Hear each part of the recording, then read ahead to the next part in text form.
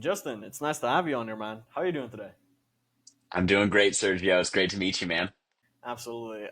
How would you introduce yourself for someone who maybe doesn't know you? This is a tough question. Tough question. I guess when I invite someone to view my page, uh, I like them to think of it as a place to absorb some value. That's kind of where I've switched my page to now. I used to post more, I'd say, for vanity purposes, just the shirt off aesthetics type vibe. You know what I'm talking about, the Ziz, Jeff Side kind of thing. Yeah, yeah, yeah. I've kind of switched things up though. I've kind of matured, us guys, when we hit the age of 25, a lot of things change. And so once that prefrontal cortex is now fully developed, now I'm focusing more on providing people with value. I'd rather make someone's day, provide them with a new sense of education. I want to make sure they actually learn something. So I don't know if that answers that question, but that's my best Yeah. shot at it. I mean, bro, your physique presents itself, dude. Like, you don't even have to flex, bro. You look jacked, anyways. And Thank you. speaking of 25, man, I got a couple of years to get to 25, man. So I'm not sure, but I trust you on that one. Um, what was your childhood like? How did you grow up? So I've always been around fitness. My entire life, I've been around fitness. My dad was a coach, a trainer. He was a bodybuilder.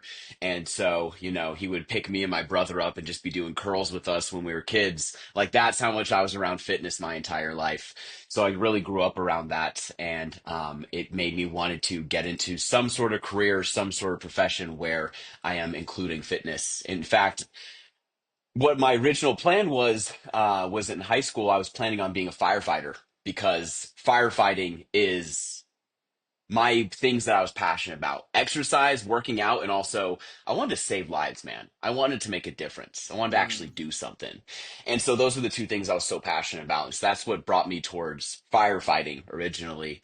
And then at some point I made the switch and eventually fell in love with what I'm doing now. I end up having that opportunity to make fitness a career and I took it and never looked back since. And now I just love what I do. mm. I'd argue that you're saving lives even through fitness, man. Because a lot of people, you're adding lives to people's lives. If you think about it, really. Yeah, that's how I like to think about it too. I like to think about it as, I may not be directly carrying someone out of a burning building, but you know what? I'm still able to add 10, 20, 30 plus years of quality life onto someone's life. And I see that as just as good, if not better. Mm. So, who did you look up to when you were a kid? Did you have a favorite bodybuilder? Maybe your dad, or maybe someone else? Maybe Tom Platz, Arnold, or who did you look up to back then? So I got into fitness around when I was like really wanting to get that body transformation at the era of like David Lade, you know? Right when David Lade was exploding with that Mm. before and after transformation, I saw that. I started watching his YouTube videos when I was like 13, 14 years old. Just fell in love with it. Fell in love with it. I was watching his transformations every day and I was like, this is what I want to do, man. This is Mm. what I want to be. Absolutely, man. So David Lade, huh? That was the person.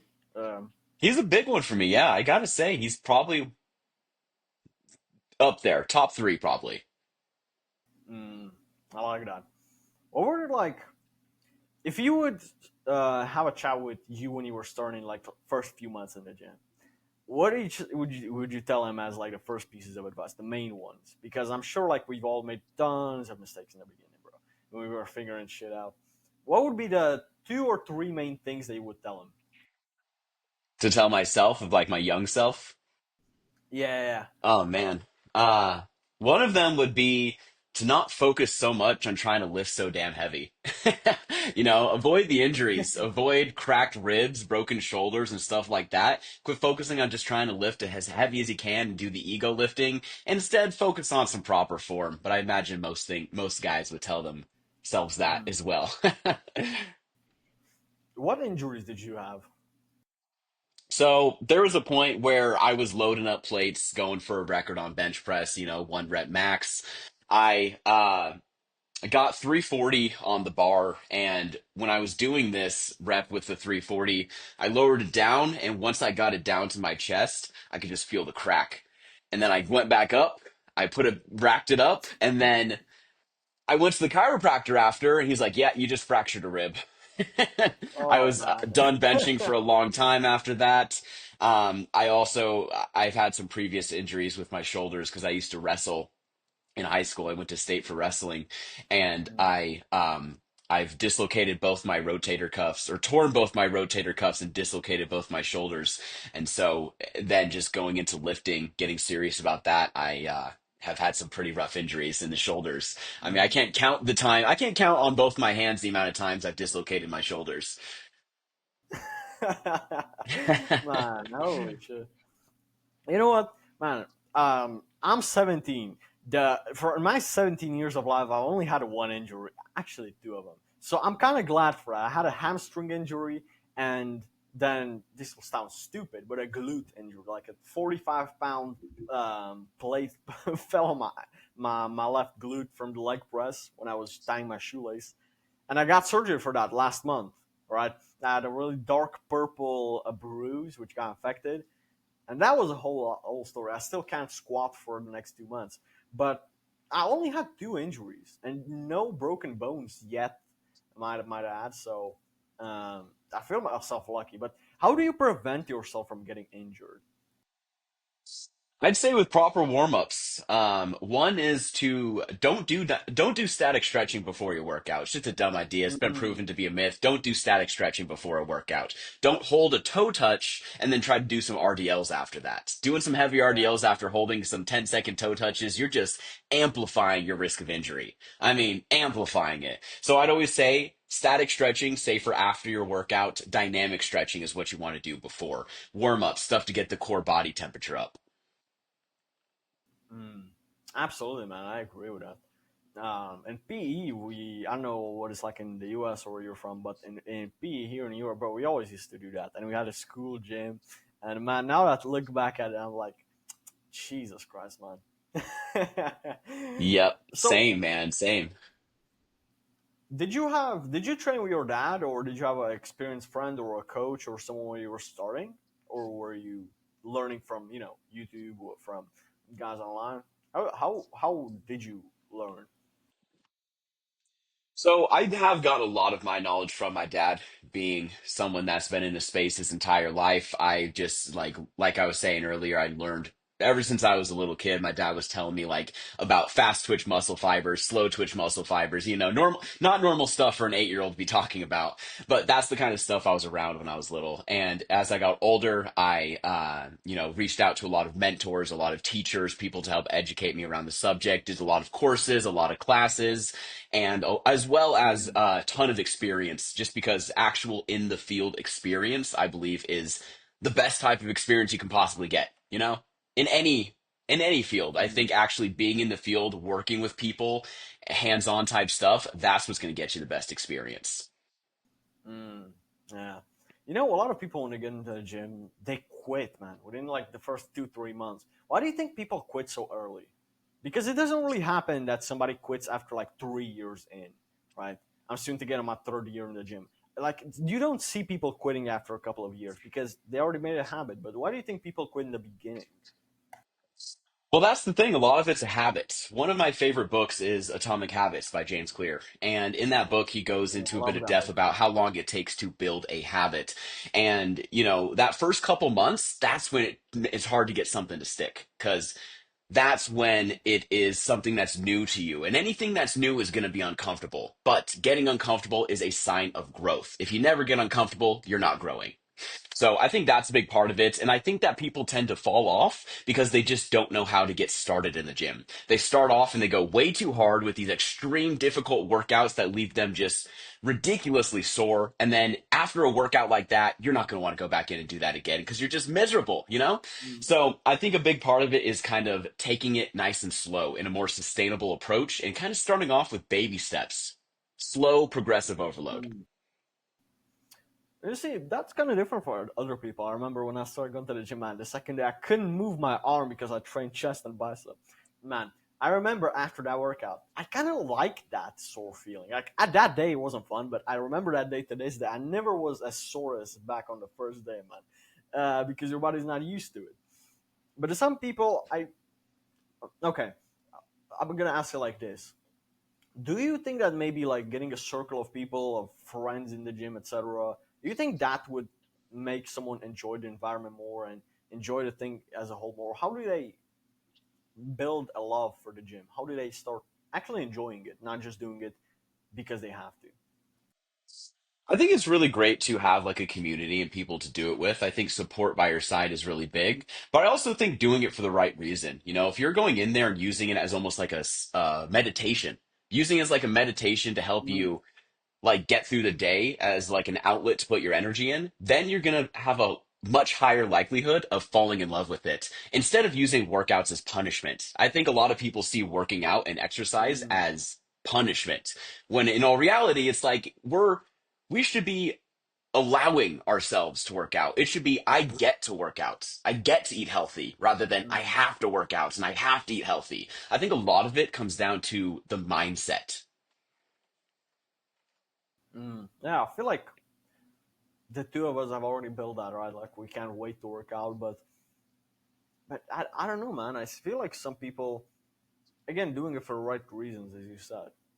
That's actually a really good piece of advice. That completely went over my head. I should have thought about that first. But also, then people don't enjoy the eating because they think that they have to eat rice and broccoli and be extremely strict. And I'm curious what you think about this, but I wanted to ask you if you couldn't give it in percentages, if it's like 50-50 eating and training, or is it like more important 60% eating, 40% training, or more or less, what important would you put on training versus eating? So, yeah, you got a lot of different ideas around this, but my personal opinion is that the nutrition just is the most important part, regardless, because you can be working out every single day, busting your ass in the gym, but then if you are in a 2,000 calorie surplus that comes from straight cheese and grease of pizza, you're not going to be healthy. You know, your artery is going to be clogged, your cholesterol is going to be raised, even though you have some muscle on you. Although that muscle is going to be benefiting you greatly for a multitude of reasons. You know, muscle's a anti-carcinogen, lowers your risk of cancer, it helps hold glycogen, it allows you to eat more carbs, etc. But it still comes down to having good nutrition because you just can't outrun a bad diet. Mm. So is it like 60-40, 70-30? How would you put it? Right. I forgot to answer the question. I'm going to say probably like 70-30. Yeah. Mm, yeah. Somewhere around You that know, 70-30 I range. It would put kind of it is also different like depending on the individual, though. That's true, bro. Like a lot of guys, they can get jacked even whilst eating like shit, and I'm always envying those guys, man. Like food for I know, me, man. food makes such a big difference, you know. Like for example, when I was on the carnivore diet, man, that like really showed. Like, and speaking of the carnivore diet, what do you think about the carnivore and the vegan diet? They're quite opposites, but if you had to choose one, which one would you pick? And what do you think about both of these? Both are trash because they're not sustainable, honestly. Not neither of them are sustainable. I mean, sure, in a specific situation, you can benefit from a carnivore diet. Say if you are someone that has a very, very bad autoimmune system where you get flare-ups from eating any sort of carb, or you just get a lot of inflammation from eating any sort of carbs, then yeah, sure, a carnivore diet could be beneficial for you. But for I'm going to say 99% of the public, it is not because it's not sustainable. And that is what makes a good diet because I think old diets are excuse my language, but they're all shitty anyway. I mean, it's Yeah, for all sure. coming down to what is sustainable for you, something you're going to actually do for a lifetime. If the carnivore diet works for you for 2 weeks and you lose a bunch of weight and then you get off of it and go right back, then what was the point in even doing it in the first place? As for the vegan diet, it's like you're just missing so much in your diet. You're missing so many amino acids. You're just missing a lot in your diet. So you could benefit greatly by implementing a little bit of meat or some eggs. I know with the vegan diet, you're not supposed to have eggs, and eggs are one of the best things for you. I mean, I eat like 12 a day. Mm, they're me too, they're man. a amazing part of my diet is eggs. Mm. Yeah, you see, there was this guy, Dr. Anthony Chafee. I don't know if you know him. He's been on the carnivore diet for like 5 to 6 years, and he only eats beef. He doesn't even eat chicken and pork, which is absolutely crazy. That's an example for someone it might work. I did a carnivore diet for 2 months. I cut when I was cutting. Right now, I cut down 40. Nah, like 3 months probably. But the first 2 months were carnivore, Then I add in eggs, then nuts, then cheese, right? But I cut it down like in pounds, it would be like 30, 40 pounds, something like that, 20 kilos. And I must say, like the carnivore, it's extremely easy to cut, right? It's like you just can't overeat on meat, right? Even on meat and eggs, meat and nuts, let's say. Mm, so it's hard to get fat on that. So maybe for some people it makes sense, but also carbs are very useful, right? Like some people like the keto diet, right? You know, like as soon as your body hits the stage of ketosis, it uses ketones for energy, not carbs anymore. But for some people, especially if you have diabetes, etc., bro, don't try that shit. But what do you think about a keto diet? And I know that you don't like diets as a whole, but I just wanted to ask about this one more. So as for the keto diet, it kind of sits in the same place in my mind because it is something that can be used for temporary results. I, in fact, will use the keto diet for myself if I have a photo shoot coming up in 2 or 3 weeks. Or if I'm stepping on stage for a Mm, competition, I will use the keto diet for something like that. But I will not recommend the keto diet for someone that is just wanting a simple and sustainable, healthy lifestyle. Only for temporary use, really. mm.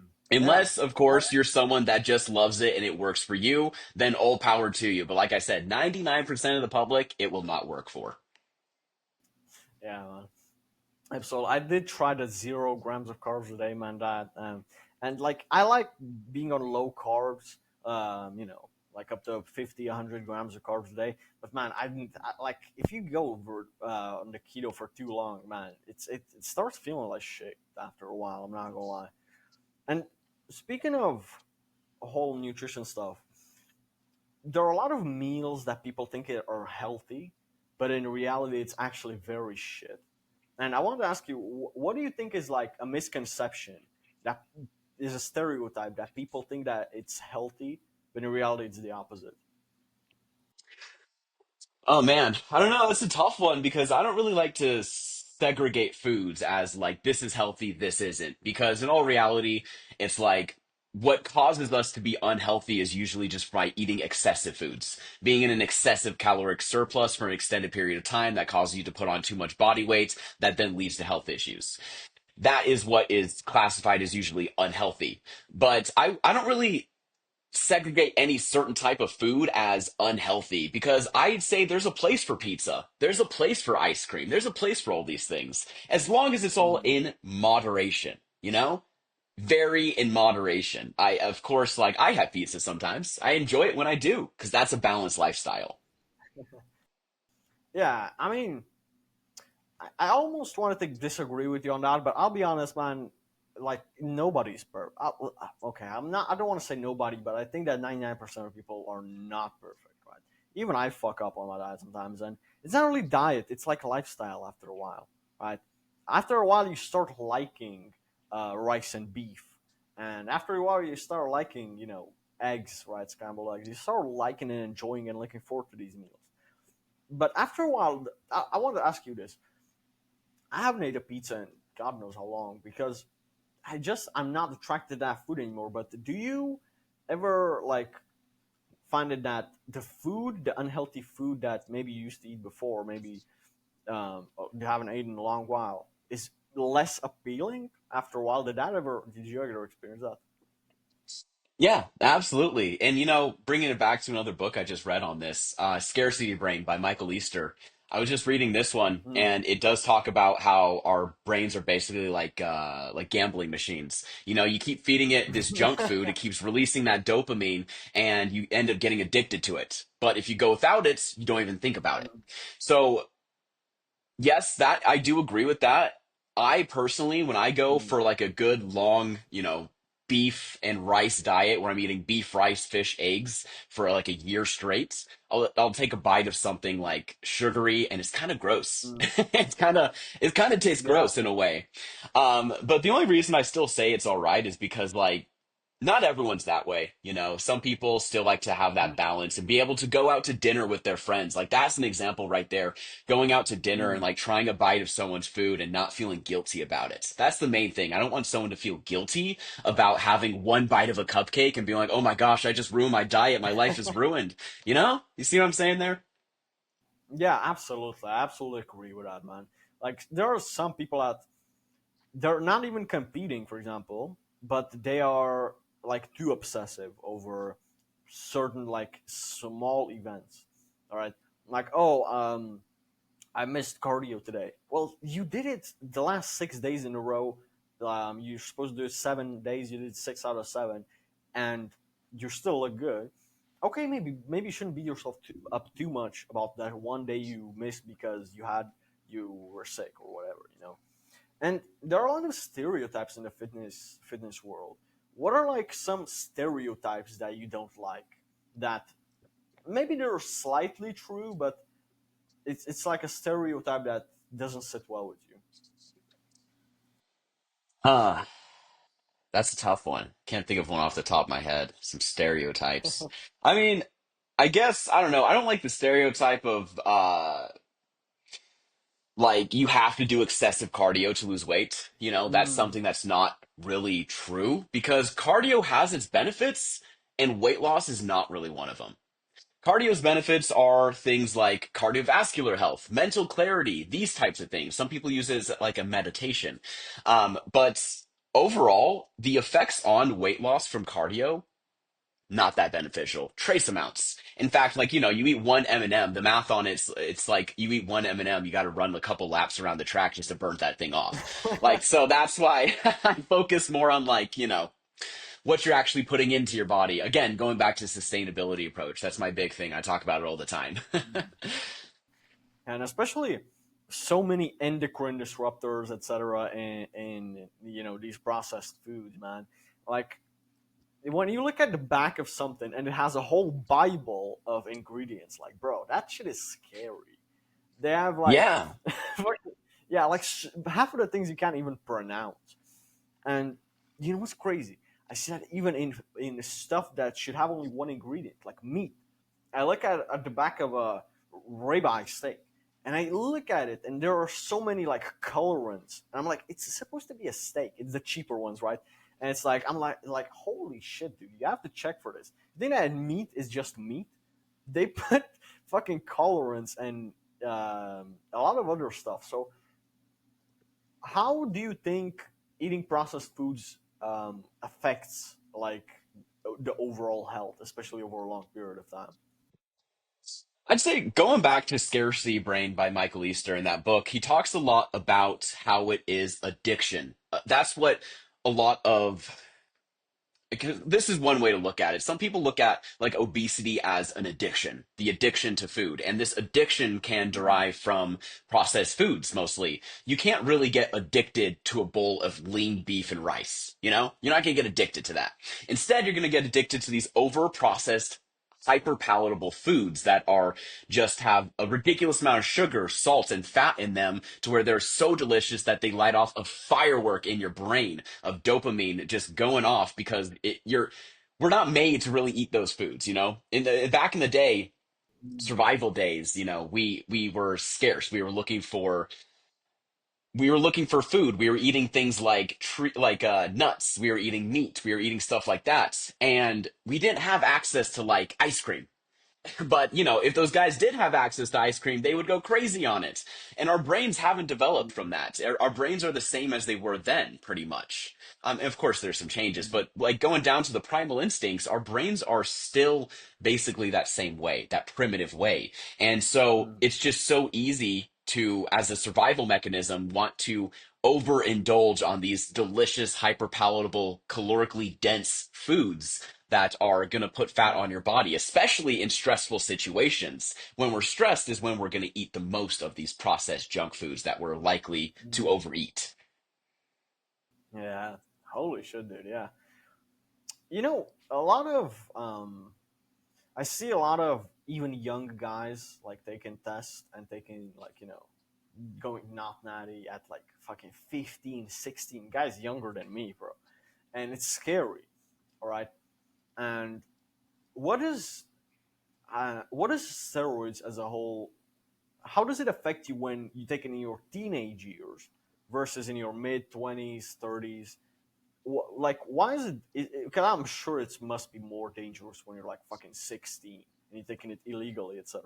what impact do you think it has, and what's your opinion on kids taking like gear?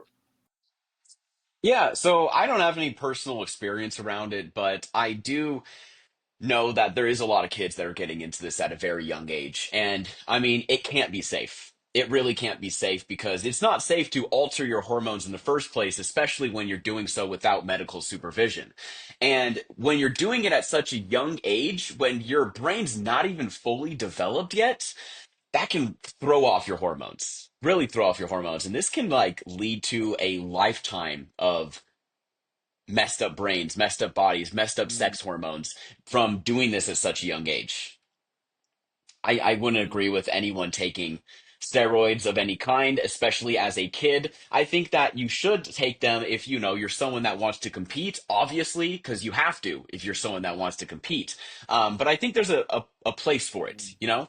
And I also think that everyone should understand the downsides before doing it. It's something you should always fully understand and do your research on and see how it's going to affect you before just hopping into it. You shouldn't just do it because your favorite influencer's on it, so you want to be on it too, you know? Yeah. Do you know Togi, right? Do you know the guy Togi? Sounds familiar. I don't know. Training software. Yeah, well, I kind of want to use it as an example, but it's not really like applicable here. Anyways, he's like 21 or something, right? He's on I think he's on trend or at least like a real big dose, and he's doing like all of it, all the cycles, right? And he was in a hospital. He almost died once, um, and yeah, he had like really crazy acne, all that stuff. And the thing is, people actually like that. Like people were like cheering him on, right? And so he's gonna do it because of the virality, for example. And Hmm. I feel like they have a lot of pressure from, or they like nowadays in fitness, what would have been a great physique 20 years ago now is like kind of mid, right? Like a six pack doesn't mean anything. Um, Benching 225 doesn't really mean anything nowadays, right? And what do you think about like I call it like kind of like fitness inflation, like basically like what used to be what is hard to get with like 2, 3, 4 years of experience is now like just basically everybody's shitting on you. What do you think about that? First off, I really like that term fitness inflation. I don't think I've heard that before, but that kind of hits it right on the head. That pretty much is what it's like. I mean, I have noticed that too. Like back in the day, man, when Instagram first started, there's people that post a picture with just like kind of abs, maybe like a four pack. They obviously work out in good shape, obviously, and that photo would go viral. Everyone would be like, "Oh my gosh, you look insane, bro! You look crazy. You're shredded." But nowadays, I mean, me, for example, I'll post photos at like 5% body fat shredded to the gills and, could get less than 1,000 likes still. And I mean, like, in comparison, when we look at it like Mm. that, it's not that many when you look at it in comparison. So yeah, it takes a lot more because people are constantly like getting better and finding new things and taking more steroids at a younger age and get more dedicated to this. So like that's why you could have like a transformation like David Lade's explode. But nowadays, like if David Lade posted his transformation today, it would mean nothing. Like people would be like, "All right, good job, cool," you know. Yeah, absolutely. Like even like old movies, right? Back then, people were like drooling over like the old Spider-Man, right? I don't know, like the first Spider-Man. I'm not sure what the actor what the actor's name was, but he was looking at himself in the mirror in a scene, right? And he had a six pack, and everybody was posting it, right, on Facebook back then and all that stuff. And then nowadays, like that wouldn't mean anything, and that's like something that's crazy. And also, yes, a lot more people are going to the gym. A lot more people are achieving great things, but it's kind of like a contrary because if you look at a statistic, there's a lot more obese people nowadays than 20, 30 years ago. So I want to ask you, why do you think that is? All right, because there are a lot more people going to the gym, but also a lot more people that are uh, getting obesity. Right? Why do you think there are so many people that are obese nowadays? I'd say big nutrition. Nutrition's or just food is growing. Mm. Food markets, there's money in food. You're going to make more money the more food you sell. And so people want to continue making money.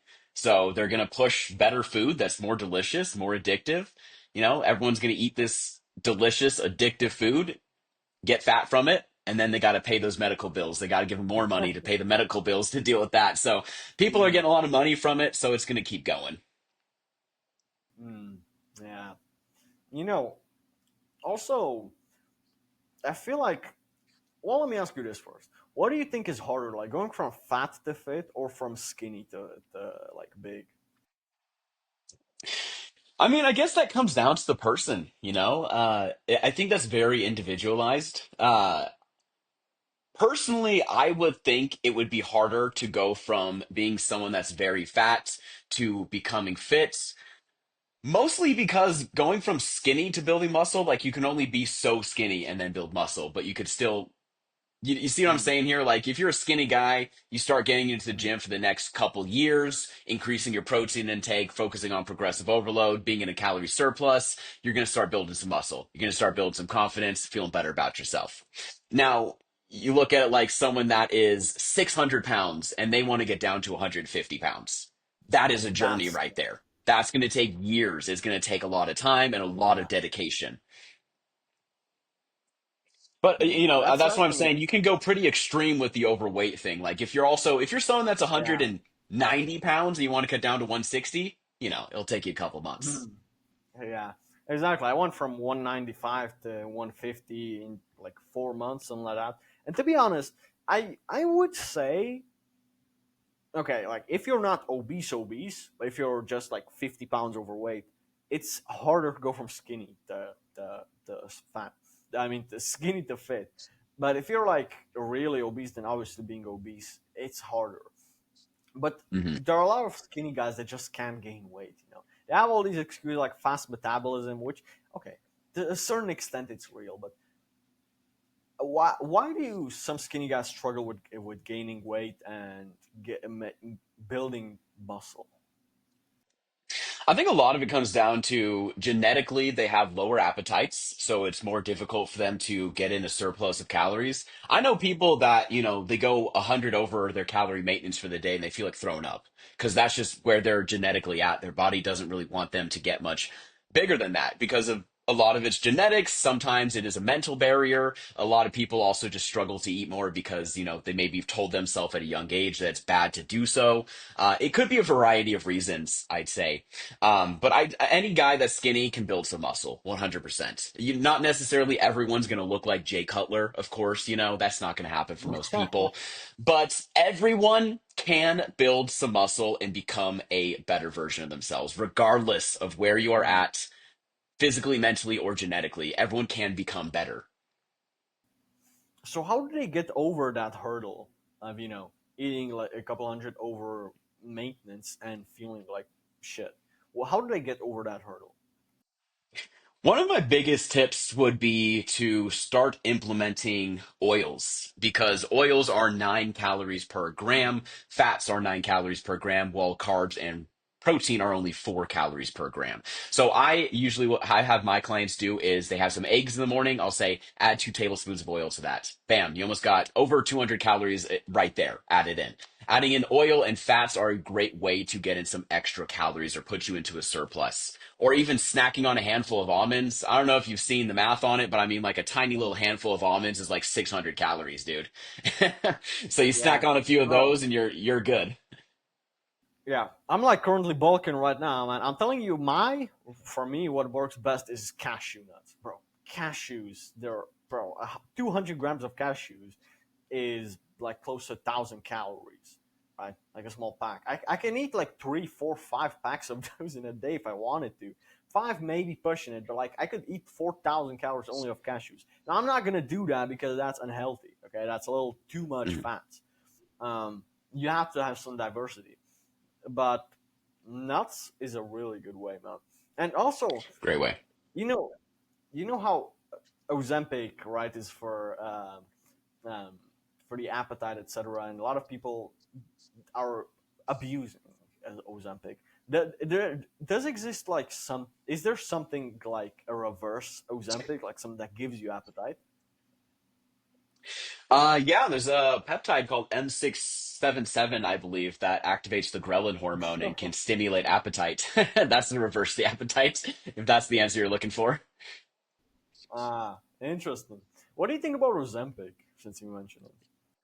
So my thoughts on Ozempic would be I don't see it as a bad thing because there's benefits to it. There's of course people that are going to abuse it. You can look at the same as steroids. There's people that are going to abuse it, and there's people that are going to use it as like TRT to help you out with, your 40, your test starts dropping. It can improve the quality of life. So the people that abuse it, yeah, sure, don't use it. Of course, don't abuse any drugs. That's just a stupid idea in general. But with Ozempic, I'd say the ideal avatar for that would be someone that's been struggling to get started on this weight loss journey their entire life. They've always been obese. They've always been struggling with this. They haven't been able to find something to actually get that fire burning and get it started. If that Ozempic is the only thing that is going to get them to start finally making some progress on their weight loss journey to a more quality and happy life for them to feel confident again, then 100% more power to you. Do it. The only thing I'd say is to do it safely. Don't just abuse the drug, do it properly. Include weight resistance training when you're doing so you maintain your muscle, because that's Mm, a big side effect. People lose muscle. Start doing weight resistance training while you're on Ozempic, as well as keeping your protein intake up. That's another thing people will tend not to do. A lot of people experience issues with like nausea and stuff like that. And I'd say to keep in close contact with a doctor or some medical professional while you're doing mm. so. When you mentioned protein, a lot of people struggle with getting their protein. Man, for the longest time, I did too. Man, it was so hard. I was on a carnivore diet; it was easy. Like it was easy. But once I like start having a balanced diet again, man, like I if you I'm not tracking it throughout the day, I find out that I'm like eating like 100 grams of protein, right? Where I should be eating like 190, right? 170, 180, all right?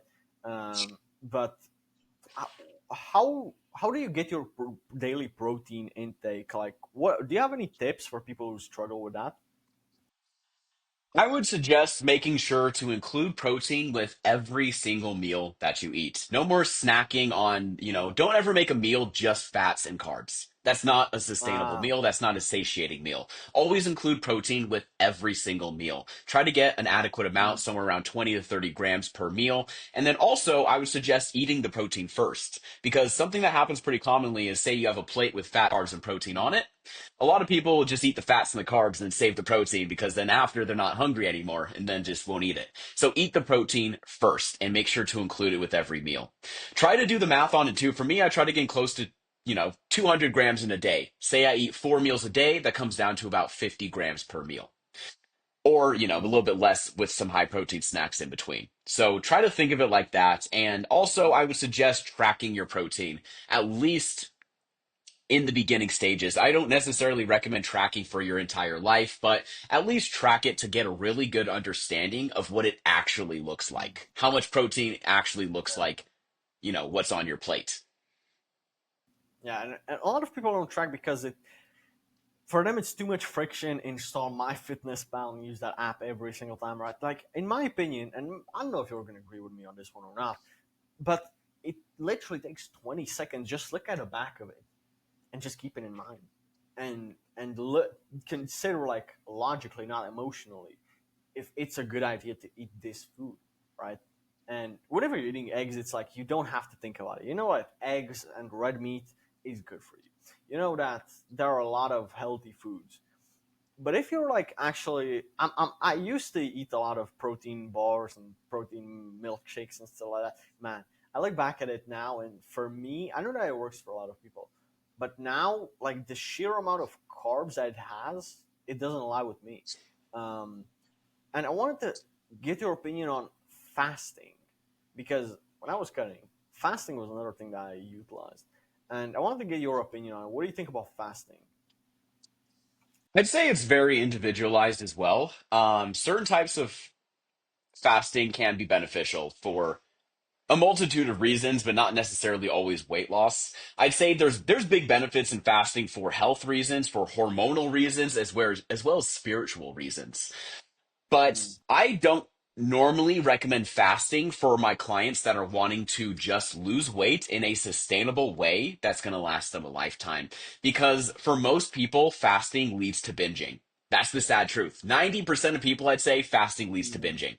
And if you're not one of those people, though, you're one of those 10% where you can fast and not binge after and not just completely throw it off by binging excessively and putting yourself back into a surplus and throwing off your relationship with food all again, then go for it. Again, more power to you if you're that person. It also kind of depends on the type of fasting. I see intermittent fasting as a useful tool for people that can manage it. People that kind of going back to the same thing, people that can manage it aren't eating excessive calories still because even if within that time frame if you're intermittent fasting, you're only eating at this time frame, but in this time frame, you're eating 6,000 calories, you're still going to gain weight because that's just how the law of thermodynamics works. You're still going to put on mm, weight, but it can be a useful tool for some people. Some people benefit greatly from intermittent fasting, and for those mm. people, I would recommend it for. Absolutely. And for me, when I still fast to this day, like now I'm trying to gain weight, so now I don't fast every day. Um, but when I was cutting, man, I remember whenever I would eat my first meal, 2 hours after that I get hungry again, and 3 4 hours after I get hungry again. But when I'm fasting, I'm not really hungry. I fast for like 10, 15 hours, and then I have two big meals at the end of my day, or maybe one big meal and then another half-sized meal that's a healthy meal. When I was doing that, I was able to sustain it, right?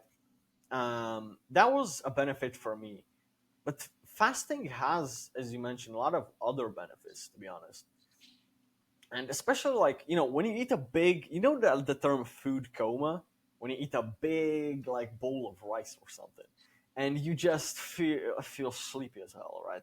It's because it spikes your glucose, and now you have like brain fog. You're tired as hell, um, and I I find that a lot of people say that carbs are the enemy, which I disagree with.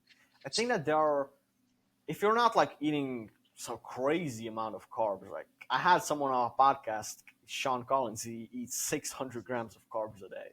That's absolutely crazy. That's ridiculous. Now, he's jacked and it works for him, but the normal person, bro, I would die.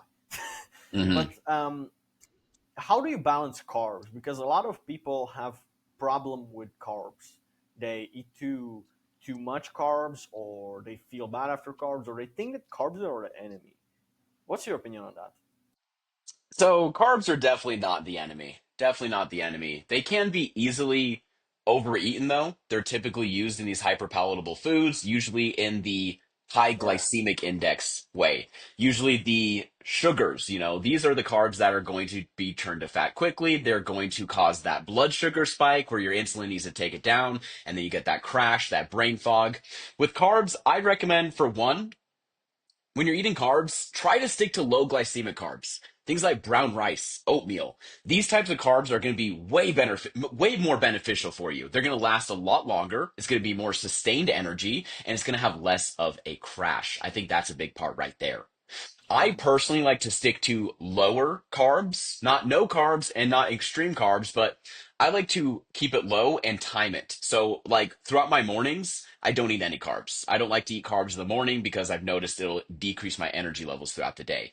So instead, before I go and work out, it's usually sometime in the early afternoon, I'll eat a big giant bowl of rice. Basmati rice, because of the glycemic index, is a little bit better on it than regular long rice. I'll eat a big bowl of that with some beef before the gym, maybe some avocado or something for some healthy fats, the polyunsaturated, mm, monounsaturated fats, and it gives me great energy at the gym. I'm moving, I get those carbs going into the muscles, getting used up. By the end of the workout, I still feel great. And then before I go to bed, I usually try to keep the carbs pretty low as well because I don't try to eat too many carbs before going to sleep. But they do have their benefit, definitely. Carbs can be very beneficial. mm.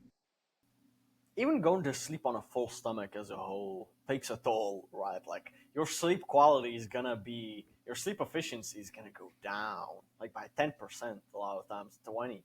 If you eat on a full stomach, like your body processing that and not focusing on recovery as much, it will take a toll.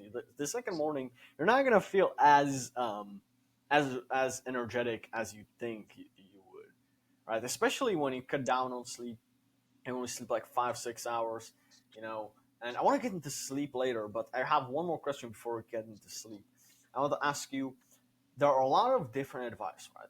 And there are a lot of people with extreme diets, extreme stuff that are trying, and somebody sees that, they try to copy it, and it doesn't work for them. It harms them, whatever. How do you distinguish good advice from bad advice? Someone who doesn't know any better, how would you advise that person to actually like know that person this advice is good fitness advice?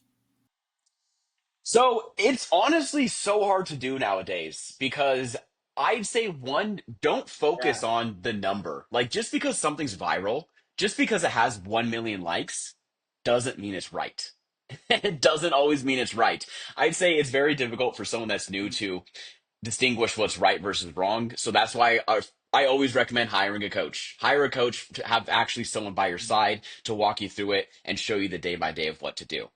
Another great method is to look at what has lasted. You know, the workouts, like talking about workouts, look at the workouts like bodybuilders were doing, and they still do. Things like compound movements, like the bench press, the squat. Those are going to be much more beneficial for you than these movements where you like, got one leg on a balance on a Bosu ball, you're carrying a dumbbell in the air, trying to jump rope at the same time.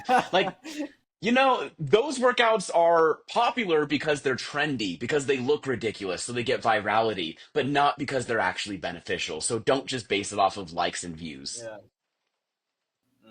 Absolutely. Like, bro, there are so many viral advice or shorts, etc., that are genuine bad advice.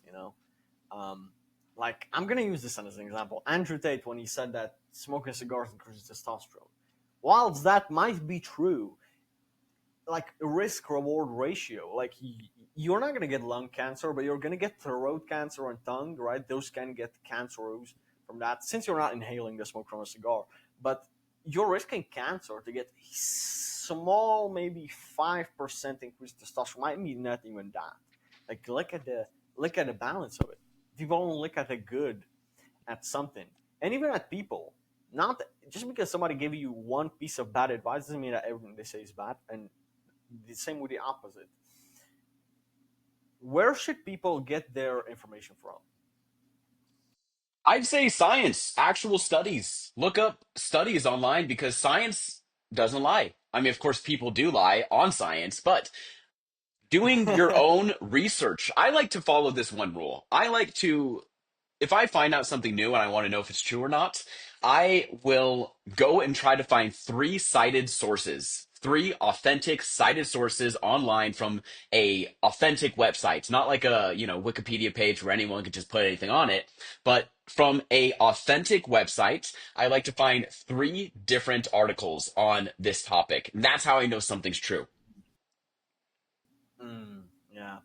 I feel like a lot of people try to do the guinea pig on themselves, right? Experiment on themselves, and then they realize, oh shit, bro, now I'm in trouble, right? They did something, right? So, yeah, man. And I wanted to get into sleep. I've been pushing this off. How important is sleep, man, in terms of fitness? So I am going to encourage anyone that's interested in the topic of sleep to look into Dr. Matt Walker. He's written an entire book on sleep that goes into everything in detail. I've read it. It's fantastic. But the thing with sleep is it is probably one of the most important things you can possibly do for your health. Having good quality sleep. The health of someone from 5 hours to 6 hours of sleep, it's a dramatic difference over an extended period of time. You look at the person that got 5 hours versus someone that's got six, it is a dramatic difference in health. That is when your body recovers. That's when you have the deep sleep to recover your body, your muscles, your tissue, and then that REM sleep to provide you with that mental clarity as well as that mental health. It is a huge part of your memory and all these things. So Mm. if you can improve your sleep, do it. Even if it's by 30 minutes, just do it. That's one of the most important things. No, most people are not one of those people that can function on 3 hours of sleep. A lot of people like to believe they are. Mm. They're like, oh, I can function off of 3 or 4 hours of sleep and I'm just fine. In all reality, there's probably about 1% of people that can actually do that. And it's because of a very specific gene. Most people don't have that gene. Mm. So I encourage everyone to try to get in 8 hours of sleep, at least 8 hours of sleep for most people. Try to get that amount. Also, 8 hours of bedtime isn't always 8 hours of sleep. Like sleep efficiency. If you ever tried an Oura ring or hour ring or whatever you pronounce it, I don't know. You look at those metrics, but a lot of people get like 60, 70% like efficiency, meaning like you lay in bed for 10 hours and you only get like 6, 7 hours of sleep. And sleep efficiency that can be optimized um, by just optimizing your sleep, not like you're going on a full stomach, um, not having too much blue light before sleep, not sleeping in a too hot room, etc. Um, and there are some supplements I think like magnesium that could be useful for some people. Um, what's the best way for you to optimize sleep? So you actually named some great ways right there. I keep the room very, very cold. Keeping it nice and cool makes me sleep nice and great. Not eating too much before bed. I will notice that eating too much food before bed will leave me with poor sleep quality. A lot of people smoke marijuana. Smoking marijuana before bed is also going to decrease your Oh REM no. sleep. It can decrease your REM sleep by smoking marijuana before going to bed. And a lot of people do. So I think that's important to talk about. And that can decrease your REM sleep, which can have an effect on your mental health. It can have an effect on your anxiety, depression, memory. So that's something to think about. As well as, Mm. I'd Yeah. recommend getting into bed a bit early too. You know, like you said, 8 hours in bed isn't 8 hours of sleep. I'd recommend get in bed at least 30 minutes early. At least 30 minutes early to kind of Mm. wind down, relax, and don't do anything at night that's going to get you wide awake before going to bed. You know, don't watch a bunch of like body cam videos of like cops rushing into schools and like crazy stuff online. Don't be watching really intense adrenaline pumping videos before going to bed because that's probably going to keep you Mm. up and ruin your quality of sleep. Even if it doesn't Yeah. keep you up, it's still you could still fall asleep, but that quality of sleep might not be as good. As well as caffeine, might as well touch on it while we're here. Obviously, don't drink coffee before bed. And try not to get it in within, I'd personally try not to get in any coffee past about noon, because caffeine has a half life Mm. of about 8 hours. That means it's in the body. It's halfway out of the body within about 8 hours, so it's not fully out till at least 16 hours. So I cut out caffeine before noon. Some people can go a little bit later than that, but for me personally, I cut it out at noon. Yeah. Alex Hormozy, if you know him, he he has a quote. He said, "Most people don't need an alarm to wake up, but an alarm to go to bed, right on time." And that's like something so. When I started implementing that, and I let my body wake me up, and I start waking up at 4 a.m., but I start waking my body up naturally because I go to sleep on time. Some days I have podcasts late or I have some work, right? Sometimes that doesn't allow me to. But if you can let your body wake you up when it has enough rest, your life quality will improve. Like your testosterone will go up. Your productivity as a whole. I spoke about sleep. You know what's crazy? This is my 33rd episode, I believe, of the podcast, and I've interviewed so many people, and I've asked about sleep to a lot of people. Right, people in the fitness niche, people in boxing, people, entrepreneurs, business owners. I've interviewed a lot of people, and everybody said like doesn't matter what you do, sleep is very vital, even for business, right? Even for like your brain function, not just your physical. So sleep, man, I don't understand how some people can't really like take it seriously. And when you touch upon weed, that's like weed and alcohol are the two things I'll never understand because what's the benefit, right? At least if it had as one benefit, I'm like I don't know. There are no benefits, if I'm not mistaken, that neither alcohol or marijuana. Is that about health benefits? Yeah, I don't think there are any, right? Or are there? I I can't think of any. The way I think of it is people are always trying to justify a way to drink more and smoke more. You know, people are going to try to find a way to be able to do it more and make it look like it's healthy. But in all reality, the healthiest amount of alcohol to consume would be none. if you're looking at it in a health way. Of course, there's benefits to Absolutely. alcohol consumption with socialness. You know, we're social creatures. For some Mm, people, it can be nice to get a drink or two. I'll have a drink or two sometimes, but it is all within moderation, you know. Extreme moderation. There's never a place to mm. get drunk, I see. I don't think it's ever worth it to get drunk. I don't even think being drunk is fun. I think, you know, having Mm, a single drink while going out to have some dinner with some friends, that can be quality social time, which can be good for you. But, you know, of course, you got to understand the downsides of having even one drink. Even one drink could disrupt your sleep. So that's something to pay attention to. mm. Yeah, absolutely. Like, alcohol is also a diuretic. It dehydrates your body, so that's like another thing to keep in mind. You know what? Actually, no. I was about to tell a story, but that I changed my mind about that. Well, now I'm interested. So, okay, we were at this party right on New Year's in 2024, I believe, and we were. It was a family gathering and a couple of friends, and I told them this information, right? That like, bro, like I didn't drink alcohol. I'm like, I don't understand, bro. Why are you guys drinking, right? You know that it's a diuretic. It like dehydrates your body, whatever. What they thought that this was they were being smart or anything. They poured a glass of whiskey and filled it with water. So they say, see, now I'm hydrating myself. And I'm like, that's like an alcoholic will find any excuse to justify it, man. And I'm like, that's like that just a situation that just made me laugh, man. Yeah, uh, that's the thing, man. They always find a way to justify it. That's where there's all these new studies coming out about red wine somehow being good for you, increasing testosterone and stuff like mm, that. But in all reality, it's like the pros and cons, right? That's like the cigars. That's like the yeah. cigars, increasing testosterone. Same analogy. Mm. Did you have any vices or something that you were trying to quit for a while? Yeah, I was a heavy weed smoker for a long time, pretty long time, but Mm, I kicked it and have felt much better ever since. Much better. mm. Much more How quality of does sleep is a big thing. how does somebody quit a vice that they struggle with? I'd say to have a supportive group around you. People that are going to be there to support you and care about you, your mental health. Some people that are going to be there to support your decision, because you don't want to be surrounded by people that are encouraging you to make these bad decisions if you're trying Yeah. to quit something. Another thing is, say you're a smoker.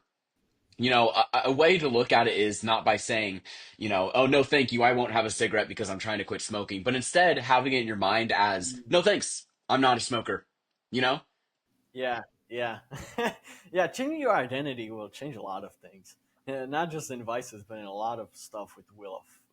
It will make a big difference in your subconscious mind. The amygdala it will do a lot of your decision making will get different. So Right. It's who yeah, you actually, surround yourself. That's a huge part of it, man. I mean, because I'm sure you've heard like it's like we're just like the five people we surround ourselves with, and that's a very true yeah, statement. absolutely. And when you think about it, alcohol is like the only substance that when you refuse, people think you have a problem. People think you're rude because you won't have a drink with them. Like, what the fuck? I never understood that. Like, I how is it know, man. rude? This is the world we live in. I mean, I back in the day when I was preparing for my bodybuilding show and I was working this old oil rig company because I used to work in Alaska. I used to live out there for a couple years on an oil rig before I started doing fitness as a career. And when I did that, I remember I would bring these meal preps to work, these healthy foods of like chicken, rice, stuff like that. These guys would be eating like these, you know, they would just like mash up a bunch of Twinkies into a bowl. They'd be eating that. They'd be cooking up these horrendous, gross, fatty foods. And they would see me eating like chicken and rice, and they'd always make jokes like, "Look, Justin's over here eating his dog food again." Like they always had jokes to make about it. Always had jokes. Like they were like shunning the idea of me Oh, eating healthy, and I just thought that was hilarious because I was like, "Yeah, well, yeah, I'm gonna live 50 years longer than all you guys." 100%, man. Um, you know, speaking of when you mentioned dog food, man, I, I saw some Instagram reels of some people like doing crazy shit, like eating dog food because it has protein in it, bro. I'm like, People are the amount of lengths people are going to go just to go viral is like crazy. Like eating dog food, dude. Man, Man, like the it's dog food sad I to feed see. my dog is fucking this. I can never eat that. What are like I don't even think it has that much some protein in it anyway. Not even worth it. yeah. What are like some trends in fitness? That maybe you didn't like because there were a lot of them. Is there like something that sticks out that maybe was a trend in the past that was not a really good idea that you didn't like? Things that are just bad ideas in general that I saw going around Hmm. and trending. Yeah. Uh, no, that's a tough one. I can't think of one on the spot off the top of my head. First thing I think of when you say bad ideas and trends is the Tide Pod thing, you know? When people are talking about eating Tide Oh, Pods. I don't even know, I don't even know if people actually even yeah. did that. I feel like that was a joke. I don't think you could be Yeah. dumb enough to actually eat a Tide Pod. Yeah. I mean, that's absolutely crazy, man. Um, Bam, man. There were a lot. You know what? There are a lot of like. Let me put this as an example. You know the guy Liver King, right? Yeah, of course. Yeah. Overall, what he was saying was true to a certain extent. Like eating primal foods, etc., eating like animals, etc., it is healthy. But if that's the only stuff you're eating, you are missing out on some certain stuff. Especially the people thinking they could get as jacked as him naturally when it turned out that he Right. was on steroids. When you're not eating carbs, you're flatter than usual. I'm gonna say that. Now, obviously, what he's eating is healthy, but you shouldn't be afraid of carbs. Um, that's like something that went viral for a while until people discovered that he wasn't natty, and then everybody started hating the guy. What? Oh my gosh, I can't um, believe he's not natty. I know, it's crazy people are saying that. I mean, to a trained eye, it's like we obviously, guys that work out see that and everyone's like, obviously this guy's yeah, not natty. Like you're not kidding anybody. mm, absolutely, man. Do you have haters? Oh yeah, totally, 100%. Yeah. What do your haters say the most? So I've gotten a lot of hate back in the day when I started to most of the hate I've ever gotten was when I was doing more physique photos, and I used to have a ton of acne, like a ton of acne before I got on Accutane. And of course, acne and steroids are kind of in the same bracket. You see someone with Yeah. acne, you assume they're on steroids. Fully natty my whole life, always been natty, and people were assuming like I wasn't because of the acne, and so I was getting literal death threats, dude. Like death threats of people so angry DMing me, so mad because they're like, "You're lying to everyone. I know you're not natty." And I was like, "Listen, I don't know how else to prove this to you. Like, I'll do a blood test. I don't Mm, know what you want me to do." But I was getting a lot of hate for that. That's kind of one of the main things that I would get a lot of hate for is people thought I was mm, just lying about that. But I mean, I've gotten quite a bit of hate comments and hate DMs in my life. Yeah. mm. And I also feel like if you're not getting hate, a lot of times it says that you're not really doing something that people are insecure about. Because a lot of times hate just comes from people that are insecure, that think that they couldn't do what you do, or they just are don't want it as much as you do. A lot of times, right? Um, they say that a six pack doesn't mean anything because they're obese and they have health problems. Those are the type of people. Right? They say that going to the gym isn't doesn't make you a better person. Now that doesn't always make you a better person. I'll agree, but it makes you a healthy person. Makes you a person that can live with those children for his family longer. A lot of times, and they just discredit that whole argument as a whole. And yeah, man, especially like you have nowadays when like people like glorifying obesity, right? Um, like Lizzo, like so many. Nico Cotto when he was fat, bro, that was crazy. Did you see like his fat loss, right? Like just Mhm. overnight, and within like half a year of not posting, or like a year maybe, I'm not sure. That was like something seems off about that. What do you think about that? So I've never kept up with him. I've always thought his videos were just Mm. dumb, so I've never kept up with him at Yeah, all. me too, man. Is that what happened? He like lost a bunch of weight? You didn't see it, man. The guy is fucking almost anorectic. So I saw something about him losing weight, but I thought he gained it right back again. Is he still like skinny right now? He's still pretty small. Yeah, he's skinny. He went viral on TikTok and Instagram. He's just posting about that, like Really random, just interesting. posting random videos, just dancing and just stuff like that. And the thing that this guy was like 300 kilos, that's like 600 and something pounds. Like, to think that within a year he could go to like 150, 160, something must be off there. I don't really, some people say it's AI or whatever, but then he was in real life with his fan, etc. So it's like, whether he pre-uploaded those videos from before, maybe, man, I don't know. I'm like really like curious to know what happened there, but he doesn't really speak much about it. So I suppose we'll not find out for a while. But I'm curious about it. I mean, hey, if he did it and mm, if he's happy, then yeah, more power to him. I want him to be happy. I mm, hope he is happy. But I hope he did it absolutely. in a safe way, and I hope he maintains it. As long as he's happy with it, as long as he's still not uh still too hard on himself, because I know you can be skinny or you can be fat, it doesn't matter. If you have a bad mental health, you're still going to be sad. So Mm, I hope he's kind of figured out whatever his mental situation was, and I hope that followed with the weight mm. loss. I hope his mental situation got a lot better as well. I have seen a few videos of him. All the videos I've seen of him are him like screaming and crying and throwing like tantrums like a baby. Like the guy's not right in the head, and I hope he's got help Yeah. if that's what he needed. I hope he got some help to figure out whatever those mental issues were he was going through. Mm, yeah, absolutely, dude. Um, do you have someone that inspires you right now?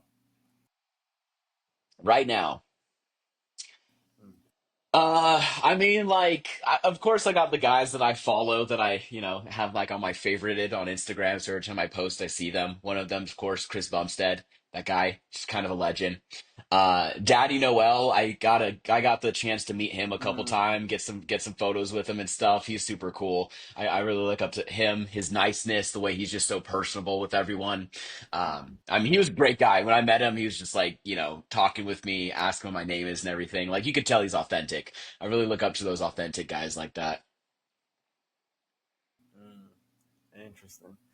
I want to get in some rapid fire questions before you wrap up. All right, shoot, I'm ready for it. Ready? Okay. What's the best advice you've been given? Best advice I've been given. Man, that's actually a really tough one because I've been given a lot of good advice. I'd say, I mean, staying natty was a big one because I have had the Mm, thoughts. I've had the thoughts of like, it's so easy. It's so easy to take that leap, but I just I was mm, instructed about the downsides and everything, so I was just like, nah, never mind. I'm good. I think I'm pretty mm. grateful I didn't. What's the worst advice someone has given The worst advice. Do steroids. you? Okay. Now this is more like a complicated question, but if you could only do, let's say, ten exercises to maintain your physique for the next year or so, which 10 exercises would you do to hit every muscle group? Compound movements. Bench, squats, Mm, deadlifts, leg press. I would do rows. Pretty much all your compound movements, such as that. mm, If I have to name 10, I'd add in some extra ones like overhead tricep extensions, one of my favorites, just because mm, it really targets that entire range of motion. I love those ones on the cable machine, just to give a few. One of my other favorites right now is incline curls because of the extra range of motion that it gives. So I'll lean back on a bench and do some mm, incline curls like that. Always gets me nice and sore, beats up the biceps, mm. just to name a few. Interesting. Yeah, a lot of people when they ask this question, they always leave out traps and calves. These two muscles, bro. Everybody leaves these two out, man. And I'm like, holy shit, bro. Like, I think that actually, how do you make training calves fun, man? Because a lot of times, even I myself, bro, I find myself really having that urge to skip, and a lot of times I do. I'm not gonna lie, man. My calves are way smaller than my quads. How do you make training calves fun? Or I don't is know, there a way man. to make it fun? You're asking the wrong guy. I mean, I do calves sometimes, but I see it as like a little accessory to add on at the end of the workout. Like when I do abs, I'll do Mm, some ab rollouts and maybe some calf press, but like I don't see calves as a fun thing to train. I just do it sometimes because I should. And in fact, I'm gonna be honest, I don't train calves as much as I should. I skip it a lot. mm, mhm. How often do you train a week nowadays? I'm training about 4 to 5 times a week, I'd say. Mm. Do you have a favorite quote?